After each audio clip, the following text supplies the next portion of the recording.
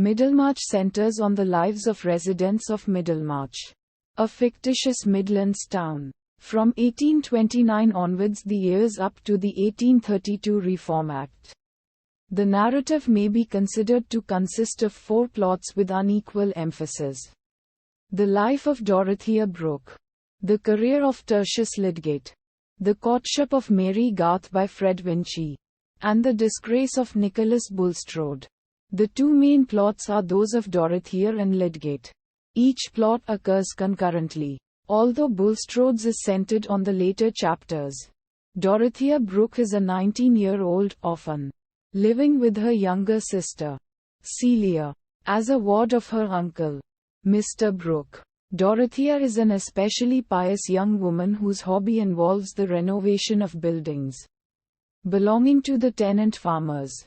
Although her uncle discourages her, Dorothea is courted by Sir James Chettam, a man close to her own age. But she is oblivious to him. She is attracted instead to the Rev.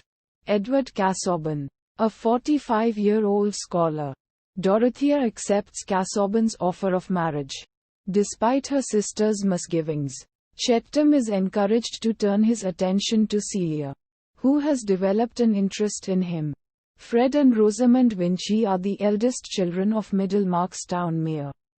Having never finished university, Fred is widely seen as a failure and a layabout, but is content because he is the presumed heir of his childless uncle Mr. Featherstone, a rich but unpleasant man.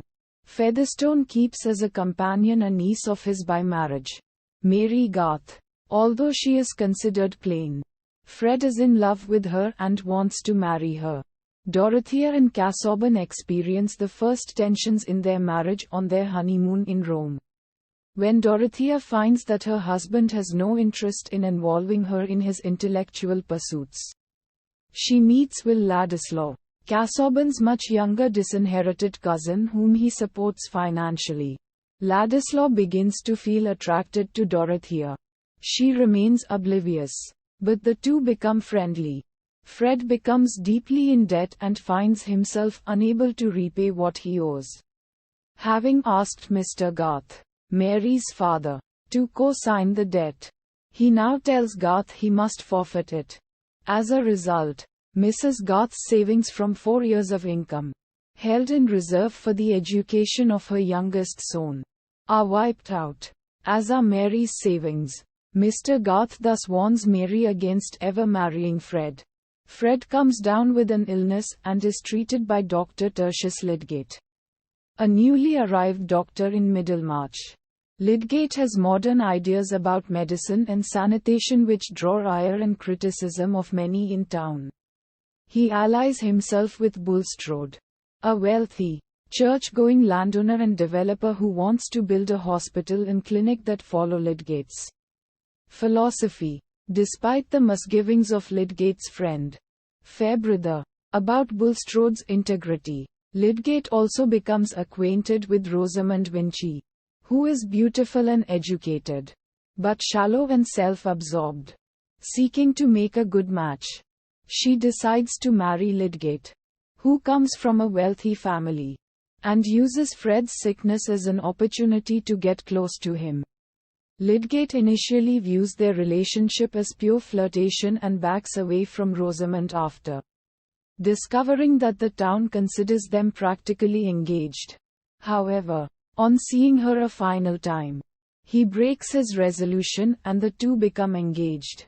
Casaubon arrives back from Rome about the same time, but suffers a heart attack. Lydgate attends him and tells Dorothea it is difficult to pronounce on the nature of Casaubon's illness and chances of recovery, that he may indeed live about 15 years if he takes it easy and ceases his studies. But it is equally possible the disease may develop rapidly, in which case death will be sudden.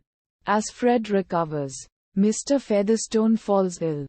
On his deathbed, he reveals that he has made 2 wills and tries to get Mary to help him destroy one. Unwilling to be involved in the business, she refuses, and Featherstone dies with both wills still intact.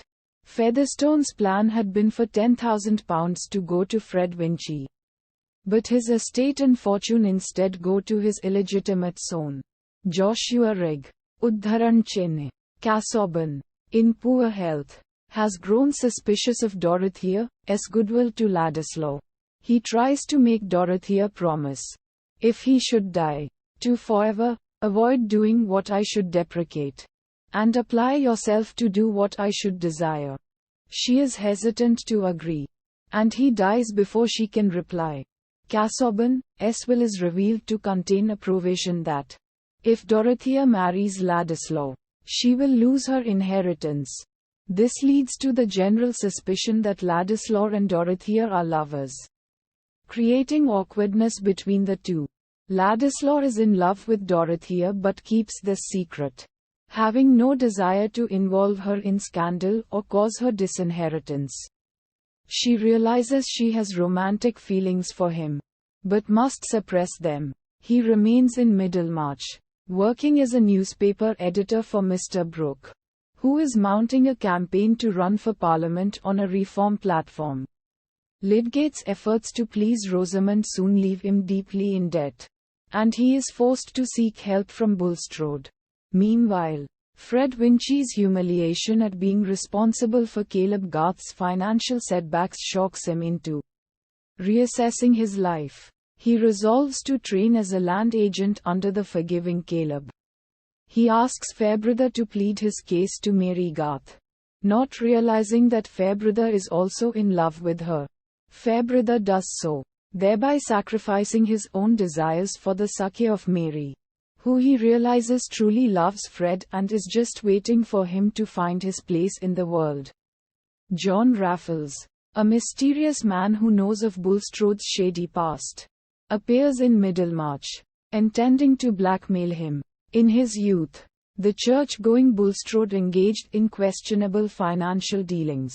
His fortune is founded on his marriage to a wealthy, much older widow. The widow's daughter, who should have inherited her mother's fortune, had run away. Bulstrode located her but failed to disclose this to the widow, so that he inherited the fortune in lieu of her daughter. The widow's daughter had a son, who turns out to be Ladislaw. On grasping their connection, Bulstrode is consumed with guilt and offers Ladislaw a large sum of money, which Ladislaw refuses as being tainted. Bulstrode's terror of public exposure as a hypocrite leads him to hasten the death of the mortally sick Raffles, while lending a large sum to Lydgate, whom Bulstrode had previously refused to bail out of his debt. However, the story of Bulstrode's misdeeds has already spread. Bulstrode's disgrace engulfs Lydgate. Knowledge of the loan spreads and he is assumed to be complicit with Bulstrode. Only Dorothea and Fairbrother retain any faith in him. But Lydgate and Rosamond are still encouraged to leave Middlemarch by the general opprobrium. Disgraced and reviled, Bulstrode's one consolation is that his wife stands by him as he too faces exile. When Mr. Brooke's election campaign collapses, Ladislaw decides to leave the town and visits Dorothea to say his farewell.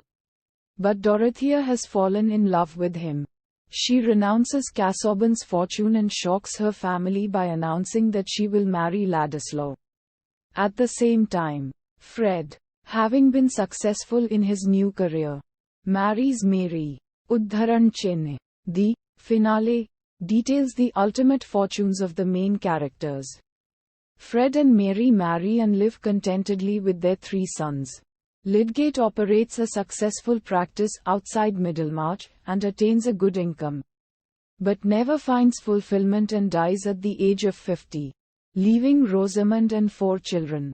After he dies, Rosamond marries a wealthy physician. Ladislaw engages in public reform, and Dorothea is content as a wife and mother to their 2 children. Their son eventually inherits Arthur Brooke's estate.